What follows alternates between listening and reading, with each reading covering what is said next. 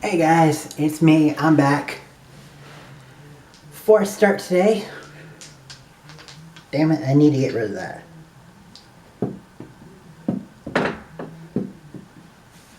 Losing my marbles here. Sorry, you can't see it. I had marbles in my pocket.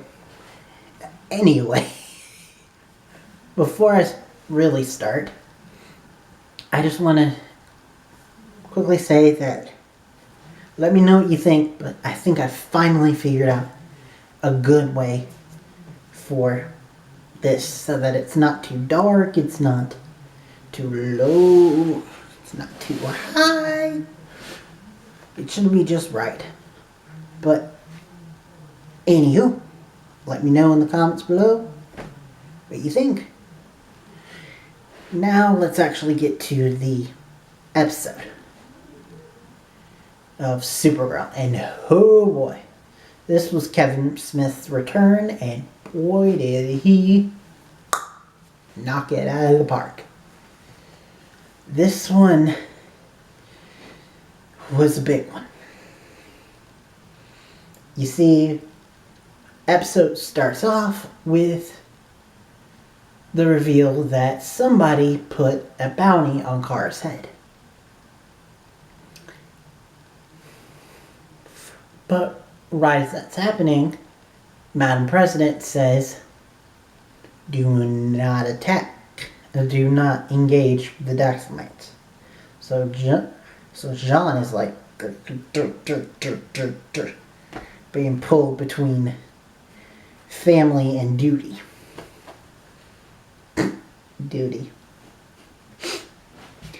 So the bounty was put on her head, and it's kind of obvious who put it on there. But Mon-El decides to go ahead and give his parents the benefit of a doubt and talk to them saying, I know you did it. Can you please not? They're like, no, we don't know anything about this. Both mommy and daddy. But when another bounty hunter comes, this one a psychic one, which explains why Mon-El was attacking Kara in the promo, we find out that he might be the best psychic on his galaxy. But he's not the best psychic in this one. He actually does a mental battle with John, and John wins and tells him that it was Mama Daxamite. So Kara says, give your mother a chance. Maybe she could change. You changed.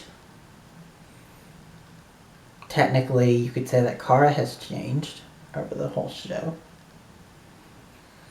So, give her the benefit of a doubt. Again.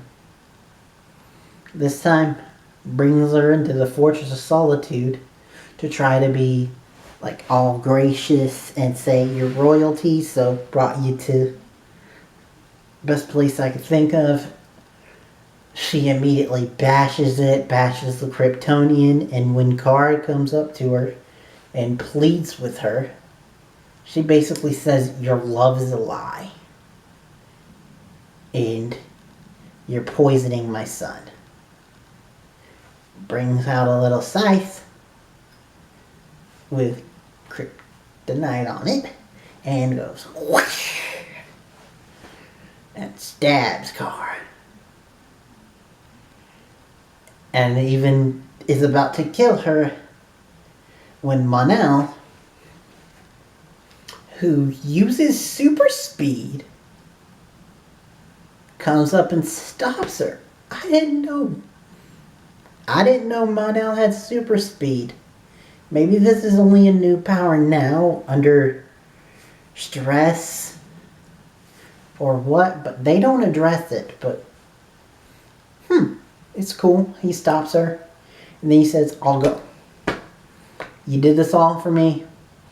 In order to protect her, I'll go. And lo and behold, and he goes, and we find out that Mama did it without Daddy's knowledge. But Dad's like, this is royalty. We are royalty. We must rule. You know, all the things a typical hapless monarch says. And so, Mama says, you're still corrupted. We have 4 years to get home, so I'm going to lock you in prison. Which, if you have to lock your kid in prison, maybe you're doing something wrong. And then the gang comes, rescues him, and Mama is about to kill Kara until Mon-El uses one of the Daxamite weapons to cut a hole in their ship. The nameless Daxamite that we have not been saying, not known as this whole entire time, dies. And granted, he did have a red shirt, but he had red hair, so I guess it technically counts. He died, but everyone else lived. Papa says, this is your new family. I recognize that. I just want you to be happy. Go. And everything seems fine. Kara and Mon-El have a fun little exchange, which brings Romeo and Juliet up, which they talked about previously. Then we see Mama and Daddy looking over Earth. And the whole entire time I'm literally rocking in my chair saying, uh-oh, Herc is gonna die, Herc is gonna die. Because, yeah, for those that don't know, Kevin Sorbo, aka Hercules, is Daddy Daxamite, and Terry Hatcher, Lois Lane from the Adventures of Clark and Lois and Clark,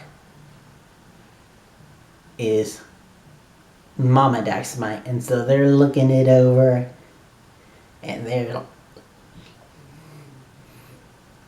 looking over Earth, and I'm just thinking, uh-oh, Daddy gonna die, Daddy gonna die, Herc is gonna die. And lo and behold, I was right. She stabs him. He's dead. She tells him that by letting Mon-El go back to Earth, he apparently broke their wedding vows. Yeah, she's a little crazy. Earlier, they made note of Wynn's evil father and made the comparison, and it looks like they're right. Wynn's father and Mon-El's mother would get along very well. And boy, that sounds like an evil, creepy couple. Ugh.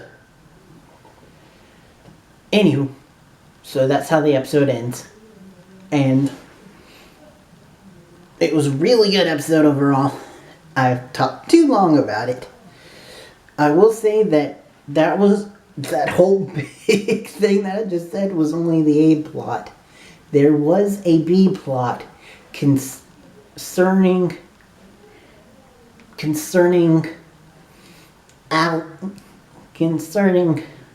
what would you call it?